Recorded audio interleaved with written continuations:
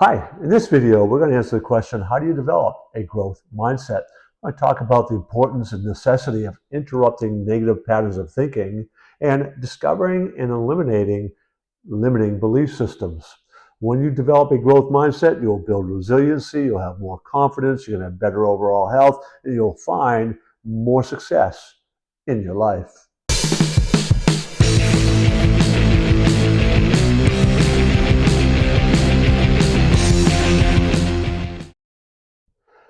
In this video, the first thing we're going to do is we're going to look at what is a growth mindset. We're going to talk about the characteristics and definition of that. Then we're going to look at the importance of the belief systems, what those beliefs are that we just talked about that make up a growth mindset, and then how to develop those, interrupting negative ones and how to develop those positive ones. We're going to talk about the strategies that you can use to develop those positive beliefs. And we're going to look at the benefits of doing so. And lastly, we're going to look at a real live example of somebody who exhibits a growth mindset.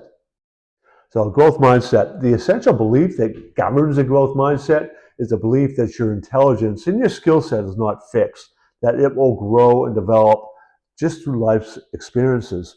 That belief leads to some other beliefs, things like you can learn from the successes of others, that effort is the pathway to mastery. There's no such thing as failure, there's just feedback, and everything is really a life lesson. So those beliefs kind of emanate from that core belief, that central belief.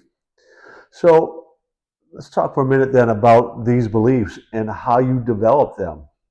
So beliefs, there's a couple different levels here that we want to talk about briefly.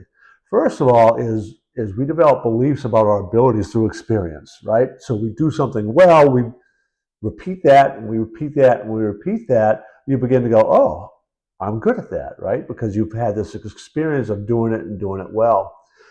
And lots of times people, there's some things that they just take to more naturally, so that cycle happens a little bit quicker. But if you really want to think about this, little kids are born really innately with a growth mindset. Why do I say that? Think about learning to walk, right? What happens? They try and they fall down. They try and they fall down. Do they give up? Right? How many of you, I mean, think about it now, how many of you don't walk not because of some injury, right? Obviously, right?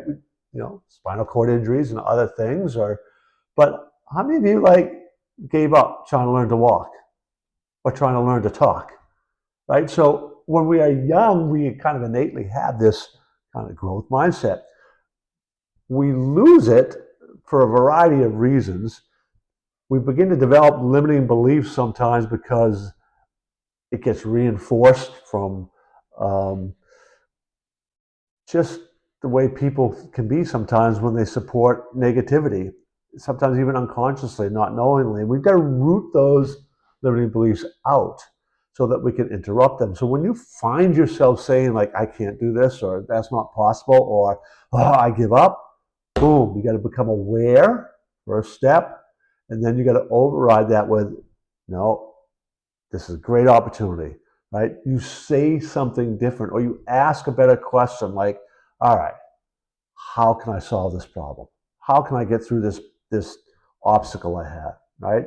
So those are some practical strategies that you need to do repetitively, right? So you need to be aware, and then you got to interrupt that pattern. You got to find that negative belief and try to override it. There is another tool. So when we talk about these tools, positive affirmations, mindfulness, those are powerful tools. Repeating those positive beliefs, I can, little engine that could, right? I think I can.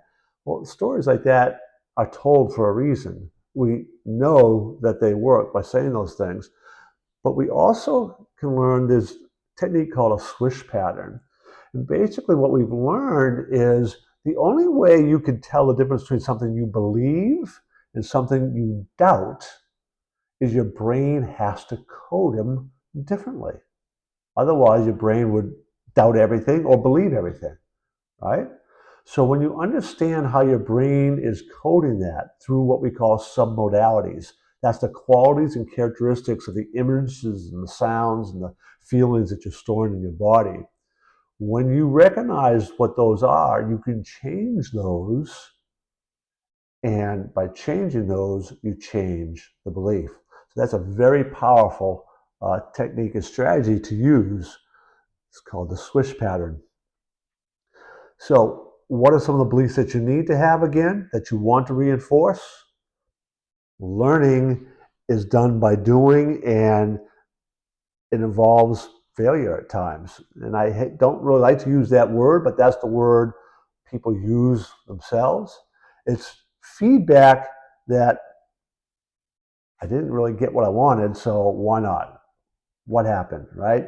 You're looking for that feedback. That's a belief. You can learn from the success of others. That's a belief. It's a positive belief to have, right? Work effort is a path to mastery. It's all about effort. It's all about the process. That is a powerful belief to have. So those are the beliefs you want to keep reinforcing and keep going over and over again. So let's take a look at somebody who's talked a lot about growth mindset in a slightly different angle, who experienced it herself. And this is Angela Duckworth, and she wrote the book on grit. So grit and a growth mindset are closely related, and actually I get that question quite a bit. So there'll be another video that will come out on kind of what the difference is between those two. Real briefly, grit is it's kind of a passion and persistence together, the two P's, right? You love doing something, you have a passion for something, and that's what ignites your fire and keeps you persevering, right? And it's long term. So like growth mindset, which can also be contextual, like you can have a growth mindset in some areas and not others. Grit's similar that way. Um, Grit is passion in a particular area of your life that causes and pushes the perseverance. But like growth mindset, um, that grit is what will lead to greater levels of success. So Angela Duckworth, she grew up in her father was a well-educated family, right? So she had that as part of her background, some of those beliefs that came through. But she had these long-term visions, and she was a school teacher, a public school teacher, right? But she knew that, you know what, this isn't where I'm going to be. I'm going to find a way to get what I really want, which was really empowering young people with this kind of mindset that I'm talking about and that I spend my time with. And she went on to go get her PhD, right? To do that research, to go back to school, to take that risk. She exemplified that growth mindset. Setbacks along the way, as we all have, and she kept pushing until not only did she get her PhD, she wrote that book. And her book became a best-selling book. It kind of launched her to fame and stardom, so to speak, in her area of expertise. Nobody ever really gets there without exhibiting that growth mindset, right? There is no one who reaches the upper echelons of their field without exhibiting growth mindset, at least in that area of their life. I welcome you to subscribe to our channel, but you also, when you go check out our channel, you might want to check out some of our other videos, such as how do you start the day with a positive mindset.